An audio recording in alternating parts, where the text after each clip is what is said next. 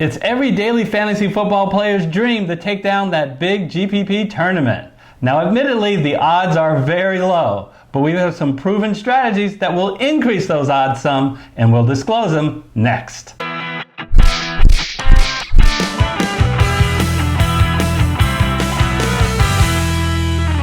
Hello everyone, I'm Eric Lee. And I'm Gary Kurtzman, and we are the Fantasy Football Consultants. Eric and I started Fantasy Football Consultants a year ago because, great news for us, we retired. What did we retire from? Well, we either headed or worked in the analytical modeling groups of Fortune 50 companies. So there's a tremendous amount of modeling skills that we can bring to bear on our passion. No, not our careers, on our passion, which is the NFL football and specifically daily fantasy sports. Yeah, we've been playing fantasy football for over 25 years, and so we know football and we can geek out with the numbers with the best of them. And he's a stat major, I'm an accounting major. It has all been covered in this NFL DFS Masterclass, and we are in the last class of the 9-part series. It is all about proven strategies in GPP play. If you haven't yet, hit that red subscriber button and do us a big favor right now and smash that like button. Gary, it's a little emotional. We're on our last master class, and we're talking about probably the most difficult topic to be successful in, which is those big GPP tournaments. Oh man, the odds are low, but the payouts are high, folks. This is where the real money happens. So, the most popular GPP tournaments, and the ones we will reference most often in this video, are the 10x multiplier. That is to say, you can get 10 times the money you bet, but you have to finish in the top 8.5% of all the lineups, so you can interpolate from that what the rake is, folks. Yeah, and that's probably the most conservative of all of the GPP tournaments. Yeah, and you know, for starters for GPP, that's not bad because getting in the top 8.5%, you can almost think of it like a stepping stone to get to the big kahuna, which is the $1 million maker, whether you're on DraftKings or whether you're on FanDuel. If you are the top, I don't mean the top 0.5%, I mean the top, tippy top lineup, the number one, you will, in fact, guaranteed to be a millionaire. Big stuff, Eric. Yeah, that sounds so great. That's what they did on all those old commercials. I'm like, I just put in one lineup and I won $1 million, you know. Yeah. It's like, they didn't interview the other hundreds of thousands of people who lost. Yeah, so, exactly. And you know, the name of the game here, folks, the name of the game is you got to pick high ceiling players, and you got to have a lineup that has high volatility because you got to separate yourself from the pack, and you got to have a lineup where basically, folks, everybody hits. You want to be that millionaire maker, that has got to happen for you. Eric and I are going to tell you how to do it. Yeah, and I would say the very first thing they need to do to be successful in GPP is know the tournament you enter in. Look, DraftKings and FanDuel discloses their payout of all of their tournaments. It's right there. Most people don't read it like, oh, whatever. It sounds good. The winner wins this amount. I'm going for it. Yep. Right? So we're going to break down both FanDuel and DraftKings Million Maker tournament and show you as an example. It's an extreme example because, but of what the payout structure is. So the first thing that I want to point out on the Million Maker is the minimum cash play. It pays out roughly, both FanDuel and DraftKings, 23% of the entries. That sounds good, right? Oh, wow, all I have to do is be in the top 23%. Really great. Look at the payout, folks. We're looking at 1.5 for DraftKings and less than 1.5 for FanDuel. It's worse than 50-50 payout. And 50-50, you can be in the top 50%. So although it's nice, I mean, it's better than getting nothing, but that's not why you play GPP, to finish just in the top 23%. Gary, if you finish in the 1,000th place, how does that payout work? Okay, so first of all, let's talk about what it means to finish in the 1,000th place out of 529,000 entries. You are in the top 99.8%. Oh, by the way, that payout for top 20 basis points in DraftKings, top 40 basis points in FanDuel, 10 to 1. 10 to 1 on DraftKings. Oh, by the way, 4 to 1 on FanDuel. That's it. That doesn't make you a millionaire. You're not betting $250,000 to get a 4-to-1 payout. You just finished better than 99.8 or 99% of the 0.6% of the people, and you got a 10-to-1 payout or a 4-to-1 payout. If that doesn't tell you how hard it is to win life-changing money in this Millionaire Maker contest, Eric, I don't know what does. You've rained on my parade. I guess I shouldn't play GPP, but I know many of you are thinking, if you put your mind to it, you can accomplish anything. it's the lottery concept, Gary. I think people love having that dream. Now, I have to admit, you can tell me how you feel. Because of these statistics, I simply stay away from the Million Maker. I don't play it. I admit, I just don't play it. I do.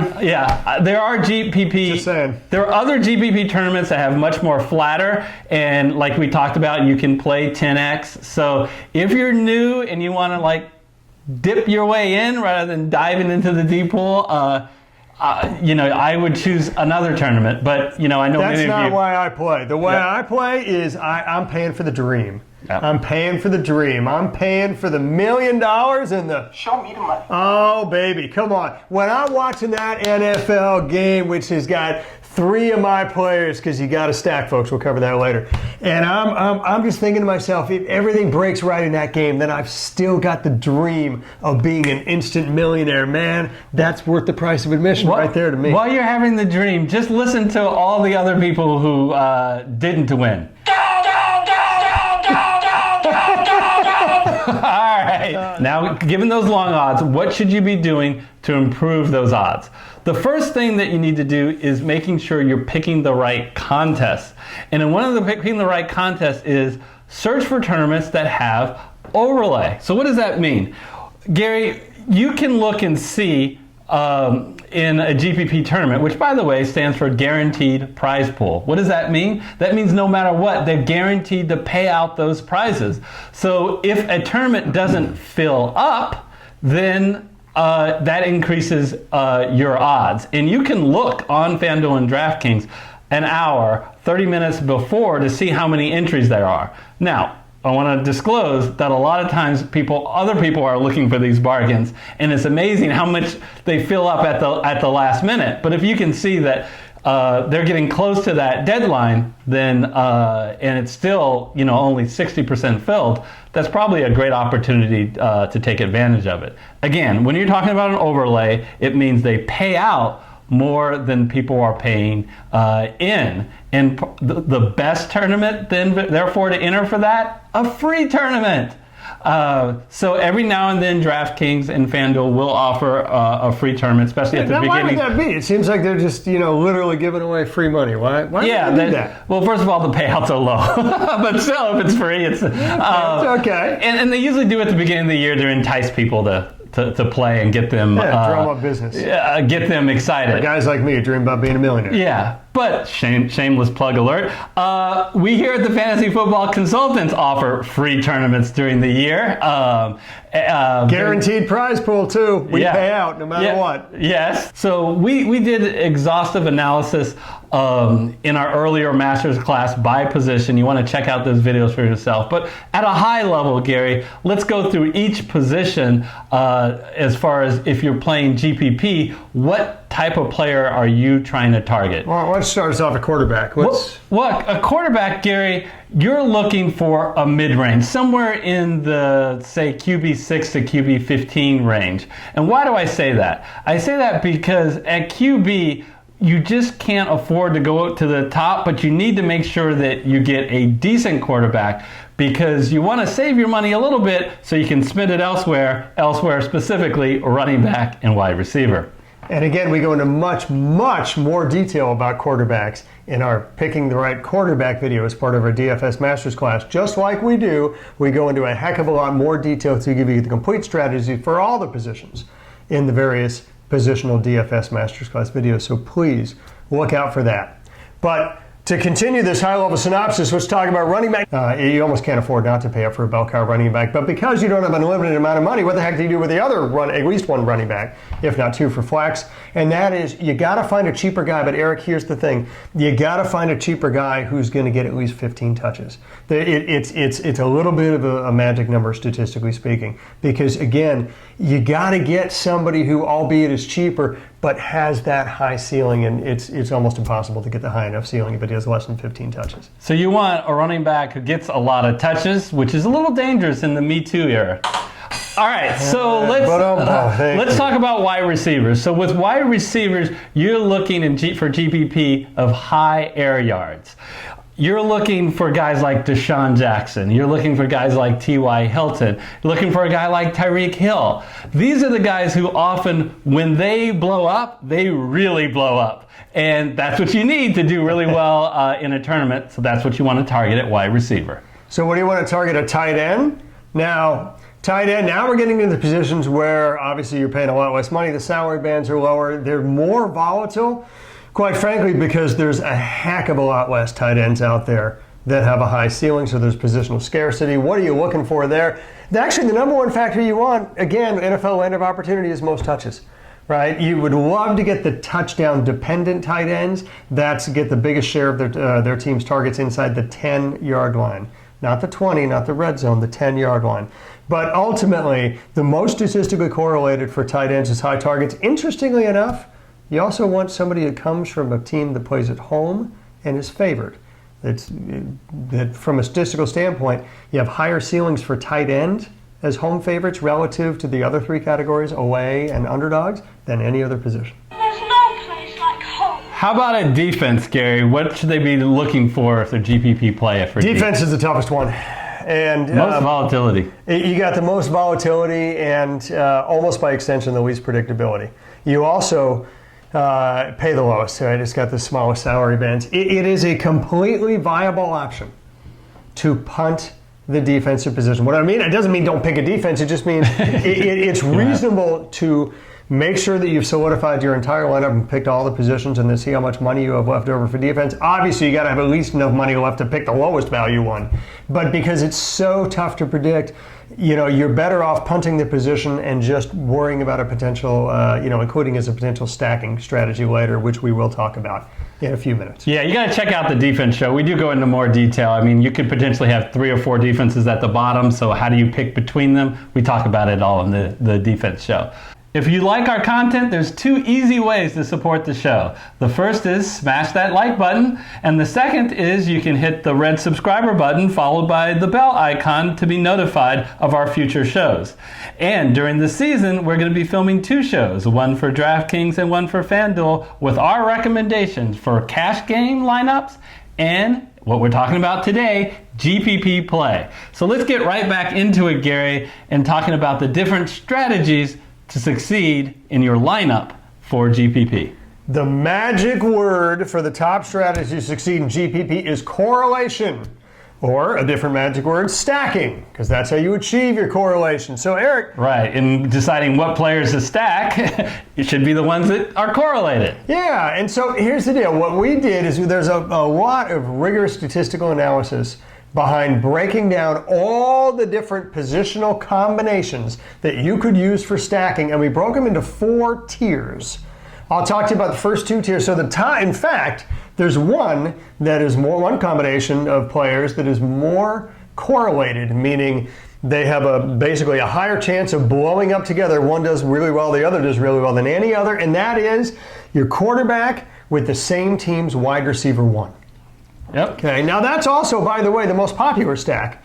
Okay, so we'll talk about other potential stacking combinations because you do want to separate yourself from the pack. The second tier, in other words, different positional combinations that have almost as much correlation as that and better ways to separate yourself from the pack, there are 3, and I think one of them is going to be surprising. First of all, a quarterback with the same team's wide receiver 2. It's surprising how correlated when a quarterback does well, a wide receiver 2 does really well. And especially, Eric, it can sometimes be predictable, especially if, say, the wide receiver 1 is either hampered by an injury but playing, or is facing a shutdown corner. Those are two pretty good examples of where wide receiver 2 is going to be more volatile, tends to get more opportunities. So that's a good reason. Those are good games to stack QB wide receiver 2. Also, QB wide receiver 1 from the other team. Yep. Why? Because, hey, if a quarterback is doing really well, the passing game's doing really well, and they're scoring, Eric, the other team has to catch up. Yep. So they probably are going to be passing too, and that passing is going to be to their wide receiver 1. So no real surprise that those two are very heavily correlated. It is a very strong correlation, almost as strong as QB wide receiver 1 on the same team, with a quarterback running back stack. Now, So Gary, is it all running backs? no, not at all. But most people, it's amazing to me how little this stacking strategy is used relative to how powerful it can be. There is one huge caveat when you're making this stack, and that is this. The running back needs to get at least 5 targets per game. So a target obviously is a passing, not a running. So There's a reason why we don't want to spend much time talking about the Browns. We're really dropping down here, but you can look to stacking a QB with a wide receiver 3, our QB, and a tight end. It's just not as strong as those previous tiers. And then finally, barely even want to talk about it because you probably won't be using many of them, except one, which is in tier 4, the running back and defense, because that particular stack does not prohibit you from stacking the other players that we talked about. let's talk a little bit more about some of the attributes at these positions that make up the very best stacks. Yeah, so at quarterback, most of the stacks we talked about involve the quarterback, and what type of quarterback do you would like to use? So for stacking, you shouldn't use one where it gets most of their production in the running game. So sorry, Josh Allen. Sorry, Alexander. The Lamar Jackson, excuse me, you're not going to be a part of this act. You want a passing quarterback, the classic ones, the Brees, the Bradys, because they're going to be more correlated to performance of a wide receiver. At running back, remember, as Gary said, we want to stack a pass-catching running back. So you got to remember what I just said. So it's not only picking a running back that is a pass-catching back, but you want one with a quarterback that throws the ball, which is, at least in their heyday, although I think this year Cam Newton may be running less, that makes McCaffrey not quite as good a stack, the Newton-McCaffrey, as a Brees and a Kamara. And as whatever the corpse that Eli Manning is and Barkley, because Barkley is a sensational guy to stack. So if you feel like you got one where you can roll the dice on Eli Manning, then he's a great option. And as Gary mentioned, Brady and James White. So for wide receivers, the best attribute to pick for stacking purposes is if they're touchdown dependent. So what does touchdown dependent mean, Eric? Well, it's simply who gets the highest percentage share of the passes within the 10-yard line, not the red zone, not within the 20-yard line. Okay, the statistical magic happens when they get the percent share of passes within the 10-yard line. Now, why would that be? Why are we talking about touchdown dependent? We talked about high air yards, right, being a great attribute for receivers in GPP, and it's true.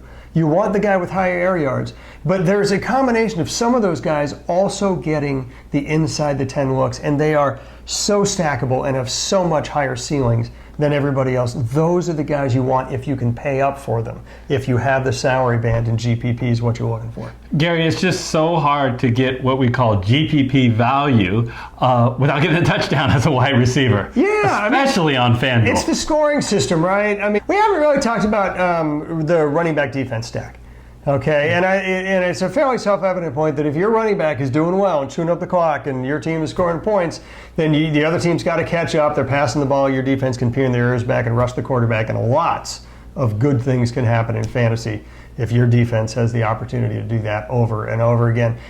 Just make sure, okay, from a predictability standpoint, what defense, a priori, before the game start, what defense is going to be in the best position to be playing from ahead and rush that quarterback and get the sacks, hopefully get the strip sack, fumbles, take one to the house, or get the interception, again, taking one to the house.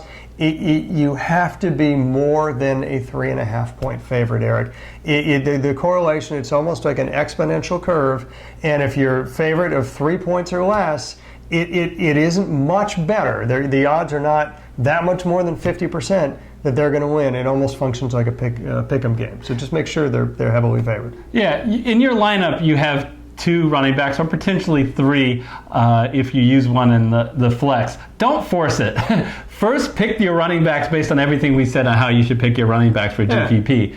But if it happens to work out that you can pair a defense that has the good attributes with that running back, and that team that you have the defense and the running back as favorites, and very good. Defense is so volatile, you're picking them last anyway. So having that as a stack with a running back is not a bad idea. Just like Eric said, pick the running backs first. But we've talked about 2-player stats, Eric. Is there any way that 3 or more player stacks work?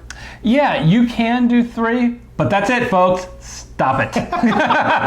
You ever heard of too much of a good thing? Okay. So I'm against picking 4 players in the same game. Yeah, there's only one football. Yeah, because remember, we're going for a high ceiling, and I think but I think especially if it's a big over/under, you can absolutely do a 3-player stack. Now, my personal favorite of a 3-player stack is to go with a QB, a wide receiver that meets the attributes we talk about that you want to stack, which is maybe a touchdown-dependent player, maybe a wide receiver 2, with the other team's opposing wide receiver 1, Gary.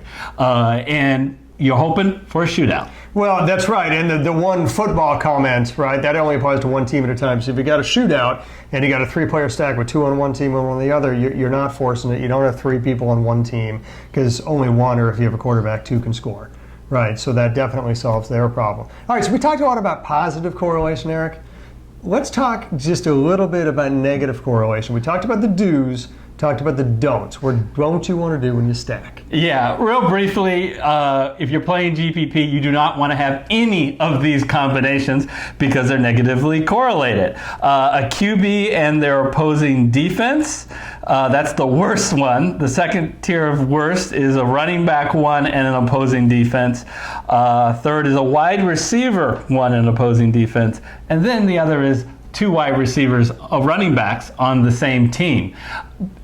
Gary, why is that, in a nutshell, bad?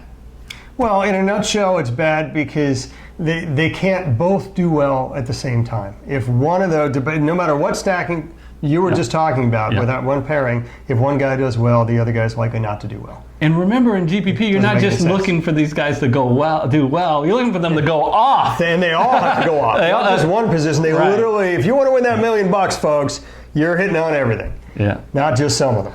Well, Gary kind of talked a little bit about it before. In GPP, you want to be contrarian. That doesn't mean doing wacky picks all down the line being contrarian, but being strategically contrarian by using a couple of techniques. Gary, want to start it off? What's your favorite contrarian technique? So my favorite contrarian technique is so many people, and we see this with the Million Maker contest, we see it with the 10X contest.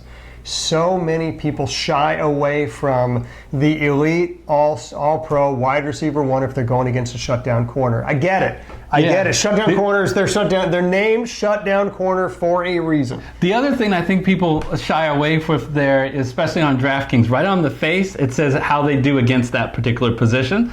And if they see first or second, they're like, well, I'm going elsewhere. Sure. So it's either shying away from the elite receiver on a shutdown corner or shying away from the elite receiver on a shutdown defense as a whole, the number 1 or number 2 passing defense in that example. And I get it. I totally get it. But here's the deal. Okay? It's in the baseball analogy, it'd be like good pitching beats good hitting and vice versa, to quote Yogi Berra. Right?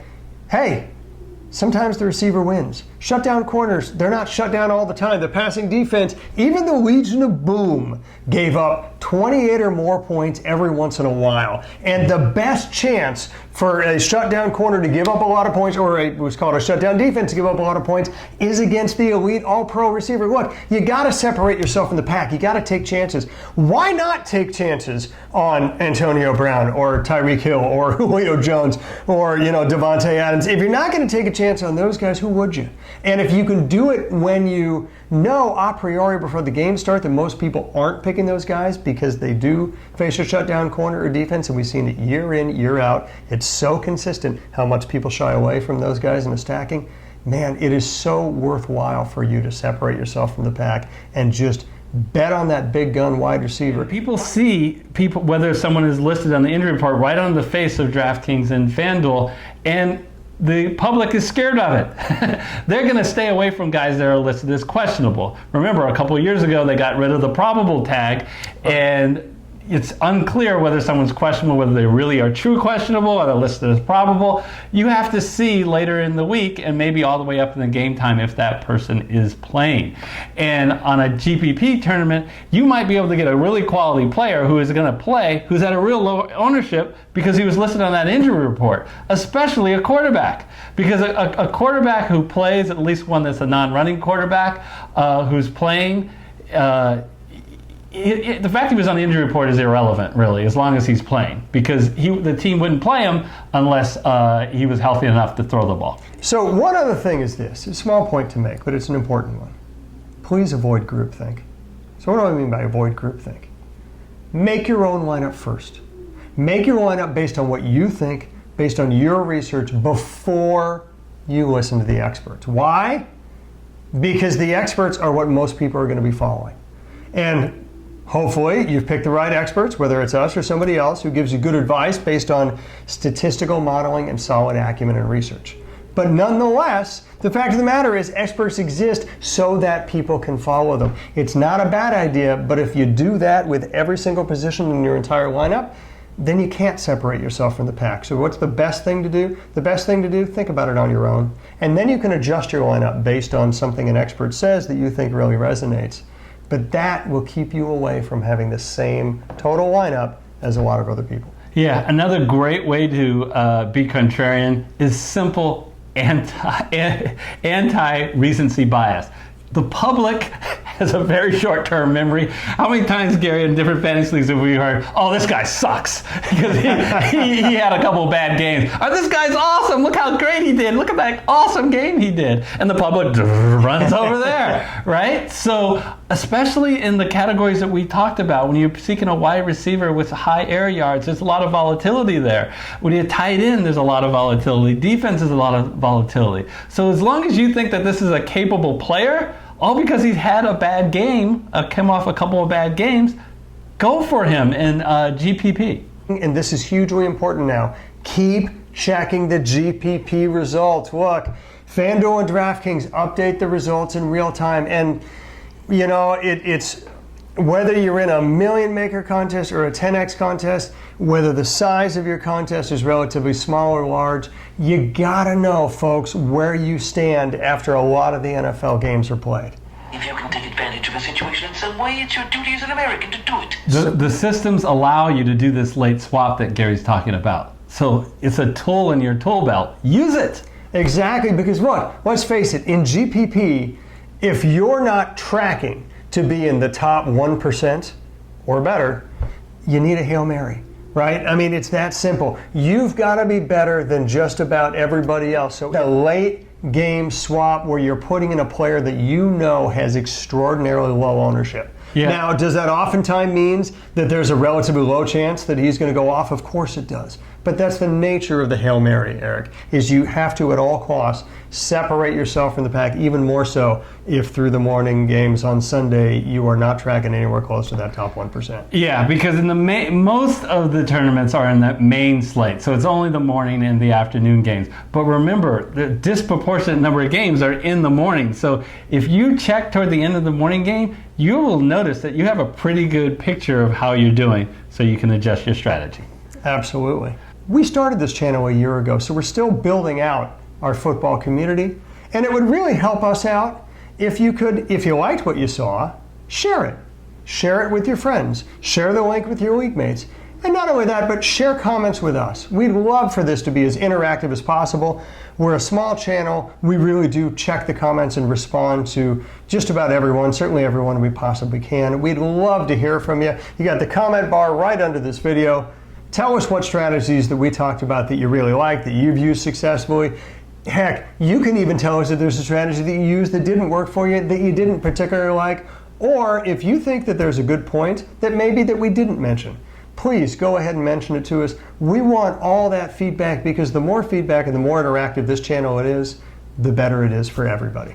Gary, I'm blown away by our audience just in our first year, how knowledgeable they are. To be honest, we learn from you guys as well. We don't always have all the answers, so there are many times that people make some great comments in our comment section, and again, we'll recognize that if you do so. So, Gary, this is a little bit emotional. We began this masterclass 9-class series. We are at the end of the session, and as long as you have gone in order, congratulations. You have won the Fantasy Football Consultants Master Class Daily Fantasy Football degree. They've graduated from the DFL Masters class. Congratulations. I love it. Gary, I'd like to thank you as a fellow professor of the university. It's been a lot of fun to go through this. It was a great opportunity to do a deep dive of all the details and discuss it with you. Absolutely. It's been a lot of fun to do it with you. It's been a lot of fun to do all the rigorous analysis and the days and weeks and months of modeling that we did to support all the points we're talking about. And finally, just to you, the viewer, we'd like to say thank you, because the bottom line is you've invested your time in watching us, and the end result is we want to make you a lot of money.